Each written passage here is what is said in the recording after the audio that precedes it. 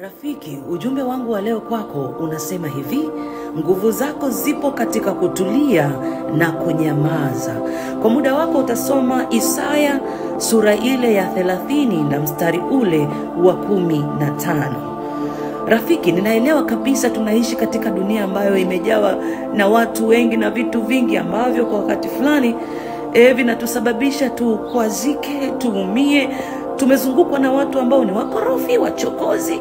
Yani wanatamani kuona tunajibizana nao, wanatamani kuona tunashindana nao. Ili Mungu akupigania, anachotamani kuona kutoka kwako ni kwamba wewe unatulia na kunyamaza, kwa sababu aliahidi kupitia Kutoka sura ile ya 14 na mstari wa 14 kwamba Bwana atawapigania ninyi nanyi mtanyamaza kimya.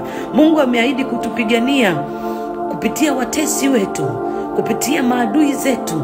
Ameahidi kutupigania. Ni kweli kuna watu wanapanga kukuharibia kazi, kuna watu wanapanga kuona ndoa yako inavunjika, kuna watu wanapanga kuona biashara yako inaharibika, wanapanga kuharibu mahusiano yako. Mungu anasema nyamaza kimya.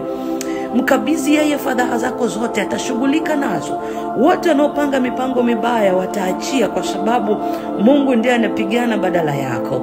Unapopigana unazuia nafasi ya Mungu kukutetea. Unapopigana unamzuia Mungu kutokuyatimiza yaliyo mapenzi yake na zile ahadi ambazo ameziahidi kwenye maisha yetu.